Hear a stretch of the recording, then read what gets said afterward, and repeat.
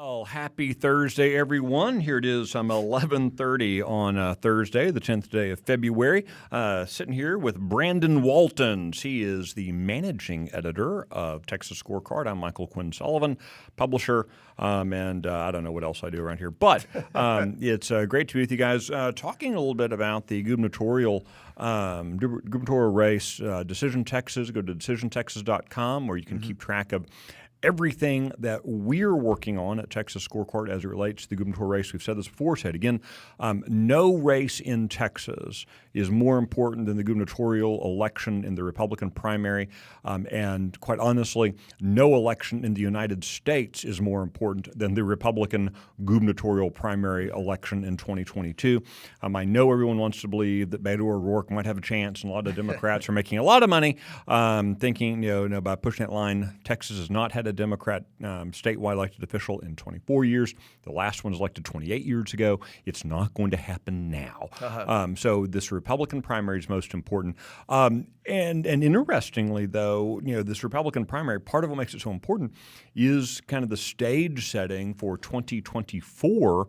And certainly Greg Abbott has made very few bones about his interest in being considered, Brandon, the 2024 presidential leadership. Talk about that. But very interestingly, though, right now, CNBC has an article talking about how some of former President Donald Trump's senior advisors want him to back far away from Donald Trump. Tell us about that. Yeah, it's certainly one of those interesting things because this is a narrative, a story that we have seen, that we've reported on to some extent. If you have paid attention to the state of this race right now, where Governor Greg Abbott has numerous conservative opponents in the primary, but did receive the endorsement of President Donald Trump last summer. And in fact, at this rally in Montgomery County a couple of weeks ago, you had President Trump essentially say, I endorse Greg Abbott because Dan Patrick wanted me to. There wasn't some great loyalty that Donald Trump felt towards Greg Abbott, who never said anything positive about President Trump. Right. And so the interesting thing there, and there's been some, I guess, frustration or some questions from a lot of grassroots people about why it is that Trump offered that endorsement to Abbott. Right. So that's been a story that's been going around in Texas, but it is interesting to see it now permeate onto the national stage, where you have an outlet like CNBC that I guess is marginally better than MSNBC. I'm not really sure where they'll rank. But it ranks ahead of them alphabetically. Yeah. So. But they're out there with that narrative that you've got people out there like Katrina Pearson, like Jenna Ellis, some of the people that you saw, and even more sources that are unnamed in this article too. People who you did see as part of the Trump administration at different points, supposedly Trump trying loyalists, to the end. A lot of folks jumped ship; they didn't. Apparently, bending his ear at Mar-a-Lago in private meetings, telling him to go back on his endorsement of the governor. Now, I think it's important to say that's very unlikely. It's not going to happen, right? But it is interesting to see 4 days left until early voting starts in the primary. It is interesting, though, to see that the governor does find himself on the national stage with this story out there, that there is frustration from conservatives in Texas against the governor. This has been a story that that's something that we've reported on for quite some time here in Texas. But it's interesting to see it now taking a national stage. Well, and particularly, as I mentioned kind of at the outset, for Greg Abbott, who has made no bones about, he's very interested in being considered for president. He and his team spent the last 2 years, 2.5 years almost, trying to craft a very national, moderate, go along, get along, bipartisan Greg Abbott image nationally. And so he clearly wanted to run for president. But yet he's sitting here, Brandon, now here in 2022, where a national news story saying that, Trump land is divided. And whatever you think of Donald Trump, he carries a great deal of sway with the Republican primary voters. And Trump land is divided. And for people who vaguely are aware that Greg Abbott exists. They live in Sheboygan, Wisconsin, or something. Oh well, the governor of Texas must be a good guy, right? Right. But now they're saying, wait a second, a lot of people don't like him. What's going on there? That doesn't help him for his, in terms of his push for president. And I think it was you who wrote about this new poll showing that even Texans aren't sure what they think about him as president in 2024. Yeah, well, this is actually a story that our fellow Katie Drollinger, Sorry, which, Katie. by the way, I apologize to Katie. Katie, I'm sorry. Yeah. which, by the way, if you're interested in becoming part of our fellowship, you can go to texasscorecard.com/fellowship. You can gold star for and you can Brandon. write interesting articles like this one. But no, this was a really interesting case where we have a story out this week that a recent poll put out of Republican voters in Texas asked, okay, if the presidential election were today, right, or whatever, who would you be most likely to vote for? And they asked, and this is, by the way, if Donald Trump isn't on the Trump doesn't ballot. run, yeah, You put yeah. Donald Trump on the ballot in all these polls, he runs the table. But let's say Trump doesn't run. Would you vote for Greg Abbott, Ron DeSantis, somebody else, or you don't know? 46%, I think it was, of people in Texas, Republican voters, said Ron DeSantis compared to just 13% for Governor Abbott. And this is not the first time that we've seen this kind of showing.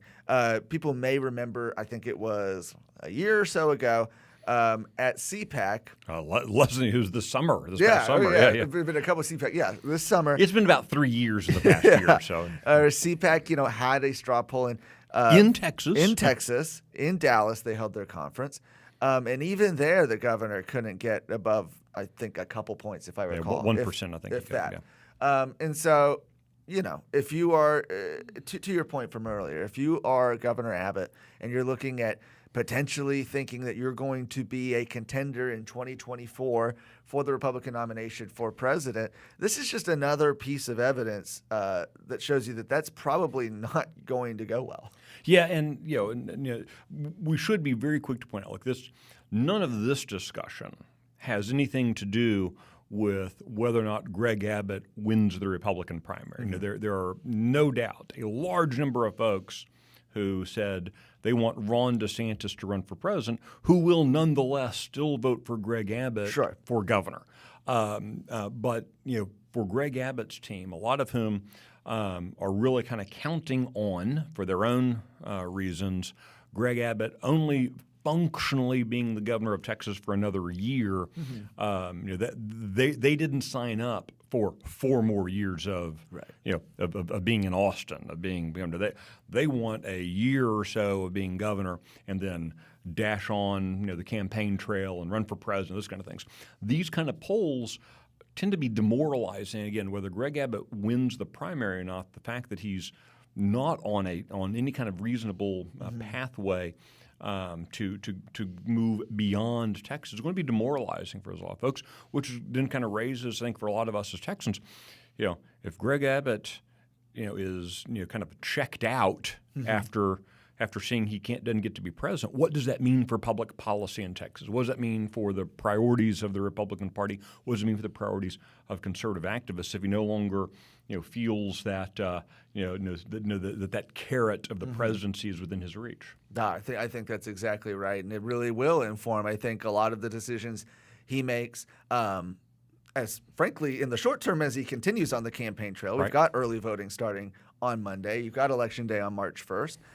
But even then, supposing he wins the nomination, what will the next 4 years of an Abbott governorship look like? A lot of that's going to be determined based on, I think, what he thinks his future possibilities are. Yeah. So, I think that for all of us who are watching and paying attention, and this reminds me yet again of the importance of citizens being involved and engaged, of continuing to put pressure on your state lawmakers about the issues that you care about. If you are counting on a governor whether it's Greg Abbott or Alan West or Don Huffines or whoever, to push your agenda while you sit around watching, Dancing with the Stars or whatever.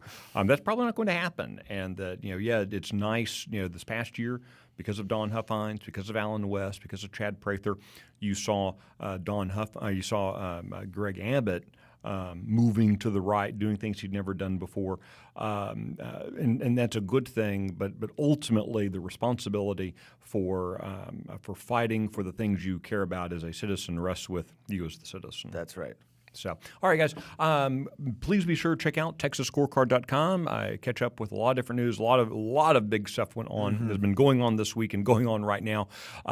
We also have the Decision Texas tab on the website, or you can just go to decisiontexas.com, and there you can keep track of this gubernatorial campaign. Again, the most important campaign. You will find there not only conversations with individual candidates for governor, latest news stories, but also you can get a look at the snapshot of campaign finance information. A lot of great information there at decisiontexas.com. Thanks for being with us, and hope you have a fantastic day.